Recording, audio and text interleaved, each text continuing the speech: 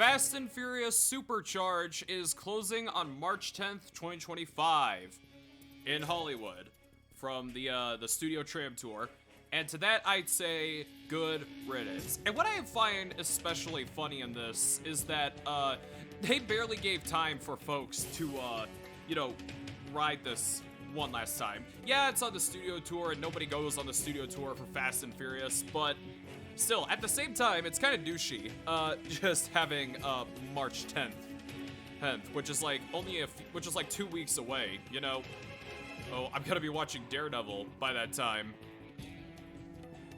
So yeah, the popular belief, which is a belief I also hold, is that Fast and Furious Supercharge sucks. My first time riding this ride was when I first visited Universal Studios Hollywood back in 2017, and I didn't really care for it all that much, but when I rode it back in my summer of 2020 trip, again, during COVID, so no one was there, so it was a fun trip, probably my favorite Universal trip ever,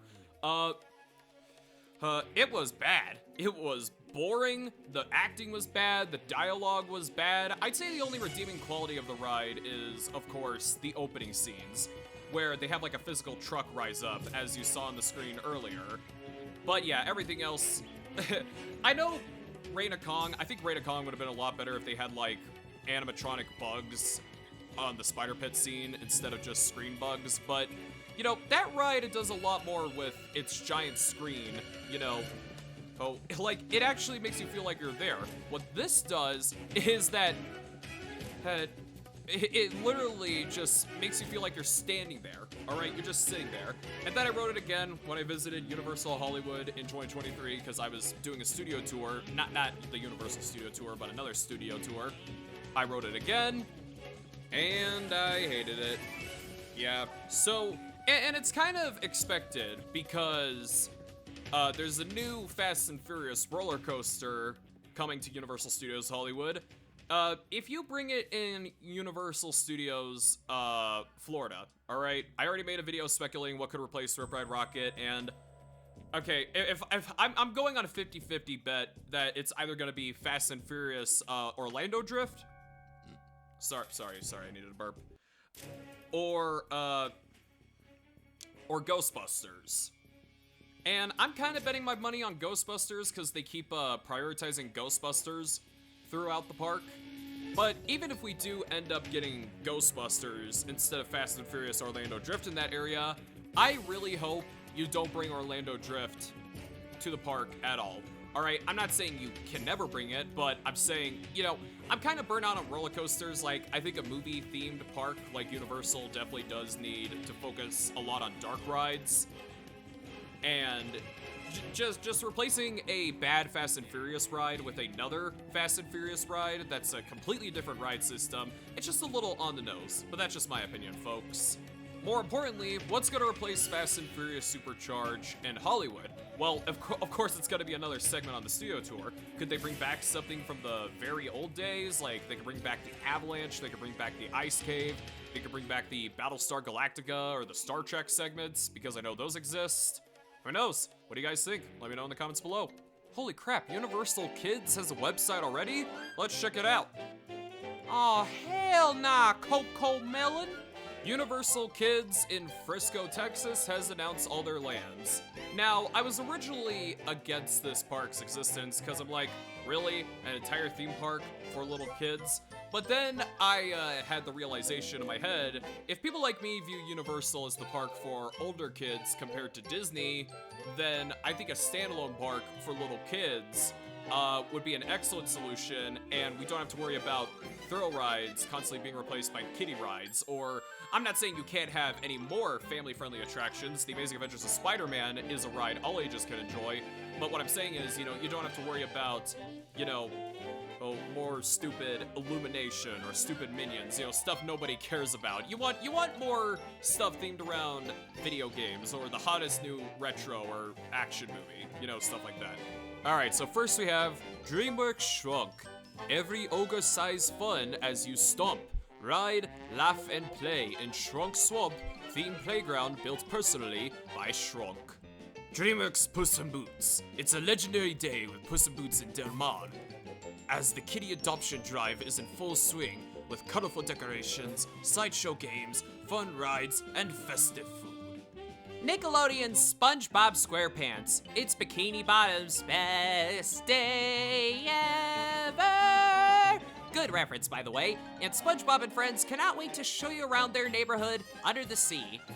Illuminations Minions. Let the games begin as Illuminations Minions over on a peaceful vacation retreat where yellow minions, that's racist, attempt to reign in their purple counterparts, that is also racist. It leads to a wave of unpredicted water-soaked fun. Really? This is the Waterland? Are you serious? Jurassic World. It's a journey of exploration where kids can learn about and come face to face with dinosaurs of Jurassic World. It's uniquely exciting in interactive ways. No, seriously, I did not misspoke. That's what the thing says. DreamWorks Trolls, you are invited to the most colorful, most joy-filled, and of course, most girly music of all time. Sounds pretty gay, right? Which means happy. Gabby's Dollhouse? What the hell even is that show? It's about a little Mexican kid with cat ears talking to floating cupcakes? Like, what the heck? Like, is that show even popular? Like, I talked to a friend of mine who has small children. Not even she has heard of it. Nice hotel. Damn, this hotel is gonna create a lot of childhoods for sure. So yeah, I'm not going. I could go for the SpongeBob land because I'm a huge SpongeBob fan. I mean, I'm a Shrek fan too. Shrek 2 is in my top 5 favorite animated movies of all time. But since we have a new SpongeBob land in this park, could this mean Toon Lagoon could be finally rethemed to SpongeBob, something that fans like me have always wanted because you constantly kept putting SpongeBob merchandise everywhere? Who knows? We'll just have to wait and see. You know, the voice actors are still going strong. R.I.P. Steven Hillenburg, the creator. Now keep in mind, this is not the size of the theme park, this is the size of the resort, including the hotels, including everything else that is useless. Man, no wonder why it's for little kids. Because the Texas park is a kid compared to the Florida park. And I kind of hope they build another park in Texas, because Texas is a really huge state. I have family members down there, shout out to them. But this time, have it for adults. Like, you know, you got your Terminator land, you got your RoboCop land, you got your Rambo land. Now I'm just making stuff up. G.I. Joe land? I'm smiling behind the microphone. Alright, now for our final topic today, this is getting a little bit of controversy. Me personally, I kind of don't mind because it adds to the design than just being a plain roller coaster. Now don't get me wrong, this was never going to be a plain roller coaster, alright? It was always gonna have theming with the trees and stuff. So this is Curse of the Werewolf in the Dark Universe land at Epic Universe. And a lot of people are complaining about the safety nets. And I'll admit, the safety nets on the top parts, like, you know, here and here, like, those are kind of ridiculous. But hey, think of it this way. Maybe the safety nets could be themed as you trying not to escape. But that cage right there, all right, that cage that looks like the Mexico border.